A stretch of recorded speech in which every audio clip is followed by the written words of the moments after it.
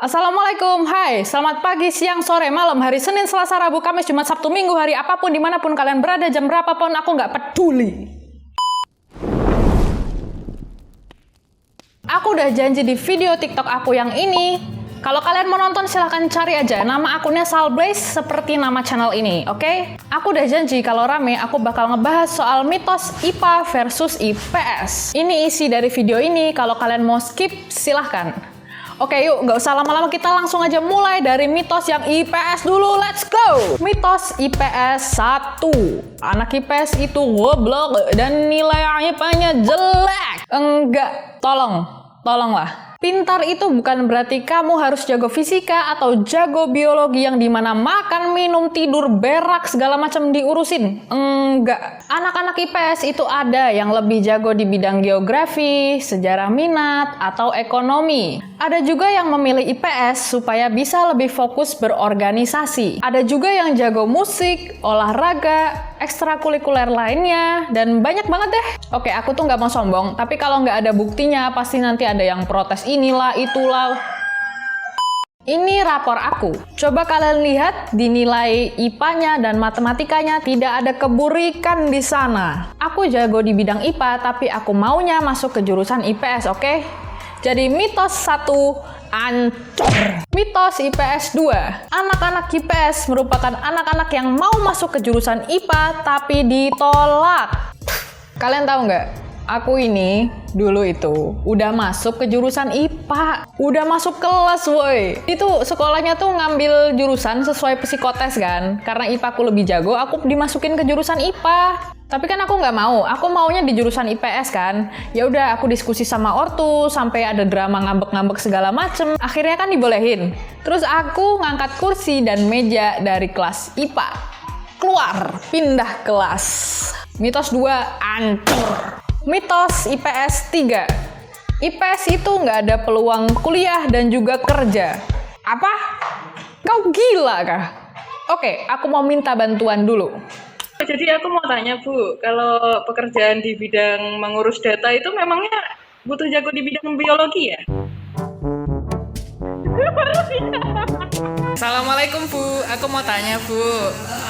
Kalau jurusan pendidikan ekonomi itu butuh jago di bidang kimia nggak Bu?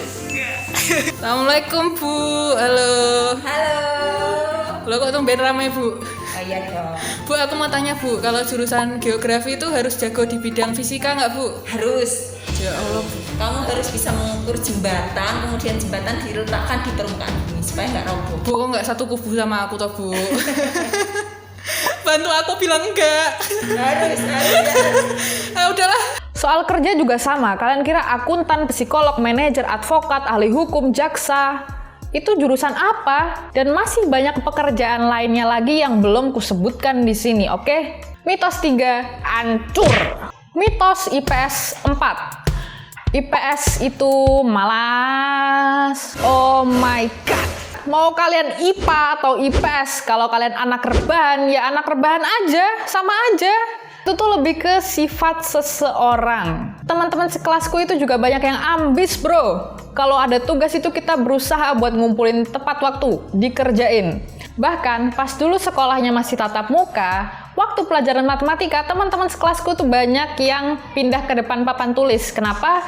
Biar bisa lebih gampang nyatetnya dan lebih ngerti pelajarannya. Juga biar bisa tanya jawab sama guru matematika dengan mudah. Ini buktinya.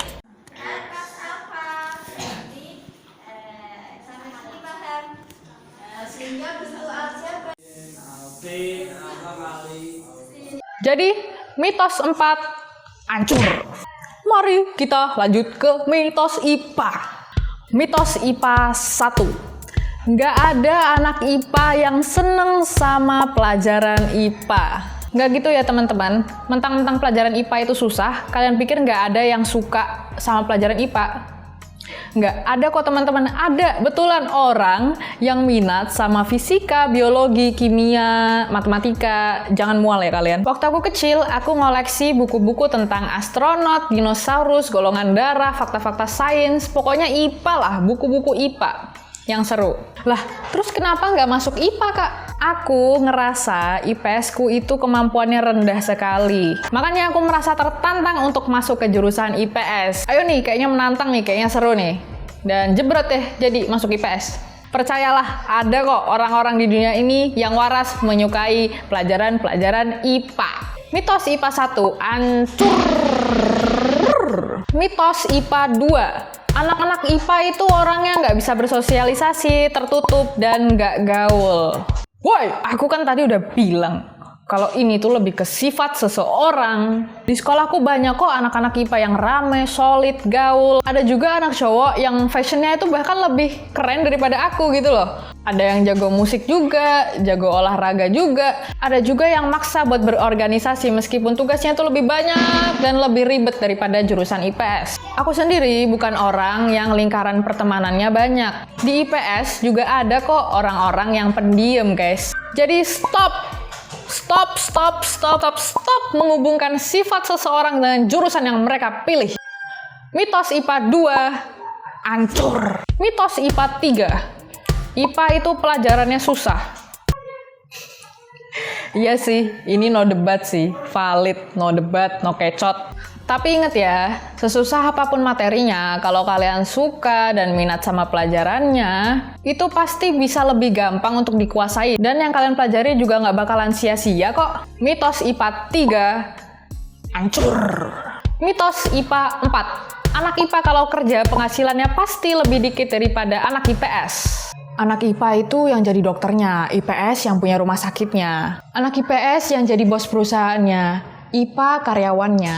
Sering nggak sih kalian tuh baca atau dengar kalimat kayak gitu? Gini, kalian tahu Elon Musk, Jeff Bezos? Mereka itu kuliahnya di jurusan IPA, guys. Mereka tuh termasuk ke dalam jajaran orang-orang terkaya di dunia. Mereka tuh bukan karyawan perusahaan, bukan kuli perusahaan, bukan tukang lap kaca perusahaan, bukan tukang masak perusahaan, bukan tukang catering perusahaan, tapi mereka tuh pemiliknya, pemilik perusahaannya. Jadi, mau apapun jurusan kalian itu bisa menjadi seorang pengusaha. Malahan, menurutku kalau kalian masuk ke jurusan IPA, kalian bisa membuat hak paten baru, penelitian baru, penemuan baru, sesuatu yang baru deh, yang bisa kalian jadikan sebagai usaha. Jadi, jurusan apapun bisa jadi pengusaha, bisa kaya juga. Mitos IPA 4. Hancur. Sekarang kita ke tips buat kalian yang masih bingung mau pilih jurusan apa. Pilihlah sesuai bakat dan minat kalian. Basi ya? Basi kan? Pasti tuh ada yang bilang kayak gini, Kak, aku tuh kan gak punya bakat, Kak. Terus gimana dong? Aku pilih yang mana? Gini ya, wahai Jutim binti Julidin, bakat itu bukanlah sesuatu yang kamu dapetin dari lahir. Contohnya nih, aku jago main gitar, jago bikin video. Apakah itu sesuatu yang aku bisa lakukan dari lahir? Kan enggak. Ya kali brojol-brojol jebrot, mencelat langsung bisa konser sambil tiktokan, joget-joget, ngelawak. Kan ngeri. Intinya, bakat itu adalah kemampuan yang kalian latih, kalian asah terus-terusan sampai kalian jago. Bisa sesuatu yang kalian sukai, bisa juga sesuatu yang enggak kalian sukai. Tapi lebih baik untuk mengasah sesuatu yang kalian sukai, biar kalian itu enggak stres. Di IPS, pelajarannya fokus ke ekonomi, geografi, sosiologi, dan juga sejarah minat. Kalau IPA, fokus ke biologi, fisika, kimia, dan juga matematika minat. Di dua-duanya ada matematika dasar, bahasa Indonesia, bahasa Inggris, dan juga PKN. Silahkan kalian pilih mana yang lebih menarik minat kalian, atau mungkin yang sesuai dengan jurusan kuliah kalian, atau mungkin yang sesuai dengan pekerjaan impian kalian. Silahkan dipilih, oke? Itu terserah kalian. Selanjutnya dan juga menjadi yang terakhir, tips buat kalian yang udah tahu mau masuk jurusan apa tapi ditolak mentah-mentah sama ortu kalian.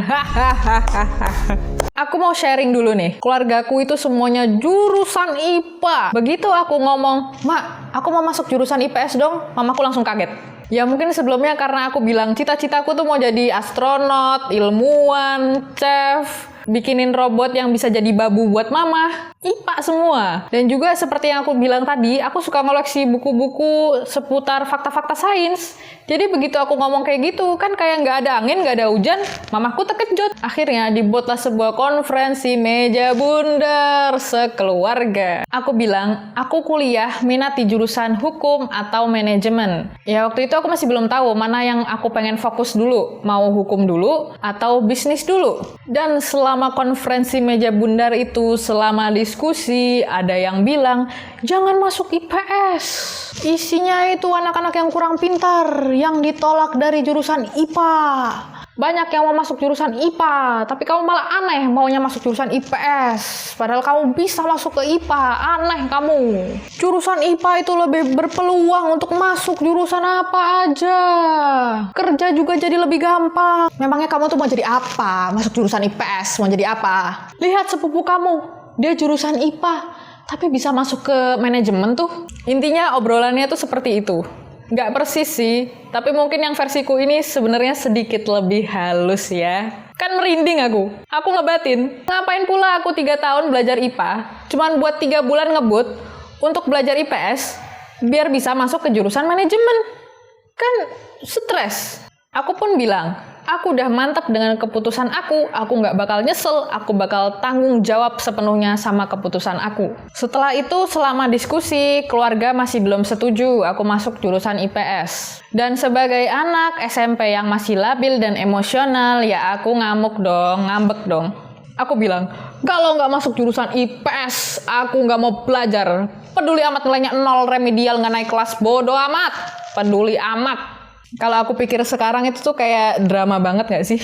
Serius, aku tuh ngamuk. Tapi ya mulai hari itu, aku mulai mencoba untuk berdiskusi lagi dengan orang tuaku, dengan alasan yang logis dan masuk akal, kenapa aku mau masuk jurusan IPS. Dan ya alhamdulillah, sebenarnya orang tua aku tuh open-minded. Tapi ya orang tua aku tuh paling gak suka sama orang-orang yang labil, gampang berubah pikiran, gak bertanggung jawab, dan emosional. Intinya aku pas SMP. Orang tua aku juga mungkin memilihkan aku IPA soalnya biar aku lebih mudah mendapatkan pekerjaan dan masa depannya lebih terjamin.